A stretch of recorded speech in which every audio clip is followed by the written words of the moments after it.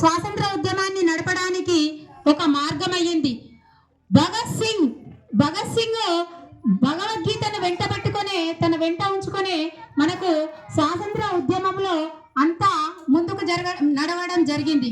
అలాంటి భగవద్గీత మన పిల్లలు చదువుతూ ఉంటే చాలా మంది అంటుంటారు, అబ్బా ఎలా చదవగలుగుతారు అంటే, అది అందరి దృష్టిలో ఏమైపోయింది అంటే, భగవద్గీత పుస్తకం అందరి ఇళ్లలో ఉంటది. ఆ పుస్తకాన్ని ఎక్కడ ఉంచుతారంటే పూజా గదిలో ఉంచుతారు.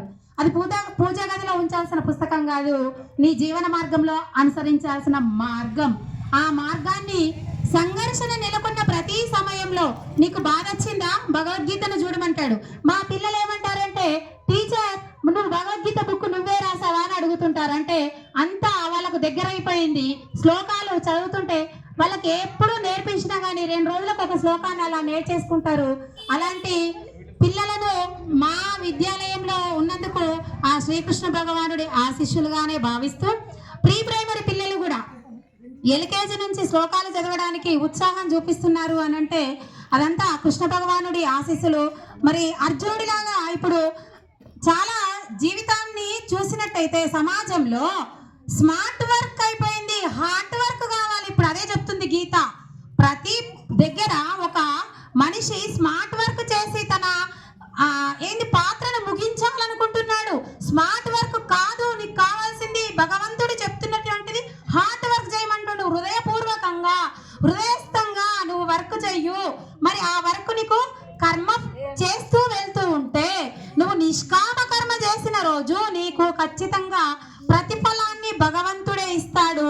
ఇవ్వడం లేట్ అవుతుందో గాని ఇవ్వడం మాత్రం పక్క. అలాంటి ఆ భగవద్గీతను నా పిల్లలకు బోధించే అవకాశాన్ని నాకు ఇచ్చిన కృష్ణ భగవానుడికి సర్వదా నా జీవిత మొత్తానికి ఆయనకు రుణపడి ఉంటాను. అంటే నేను కూడా నేర్చుకున్నాను. నేను నేర్చుకొని ఎన్ని సంవత్సరాలు అవ్వలేదు, 6 సంవత్సరాలు అయ్యింది. 6 సంవత్సరాల కిందట నేను గీత చదవాలి అనే ఒక ఆలోచనతోటి, మరి ఎలా చదవాలి, దాన్ని నేర్చుకోవాలి. మరి తల్లిదండ్రులు కూడా అదే పని చేయాలి. మనం కోరుకునేది ఏంటి అంటే, ఫస్ట్ తల్లిదండ్రులు చదివితే మనకు ఆ స్మార్ట్ వర్క్ అనేది, ఆ స్మార్ట్ ఫోన్ అనే చెత్తని పక్కకు పెడితే మనకు తల్లిదండ్రులు పుస్తకాన్ని చదవడం అలవాటు చేసుకుంటే పిల్లలు కూడా పుస్తకాన్ని చదవడం అలవాటు చేసుకుంటారు. అయితే దారాలత పెరుగుతుంది. ఆ దారాలత పెరిగిన దాన్ని బట్టి ఎవరైతే ఒక అపోహ ఉంది, ఇంగ్లీష్ మీడియంలో తెలుగు రాదు, తెలుగు వస్తుంది. ఎప్పుడు వస్తుంది? దారాలత పెరిగిన రోజు వస్తుంది, అవధానం చేసిన రోజు వస్తుంది. దారాలత పెరిగి వల్లవే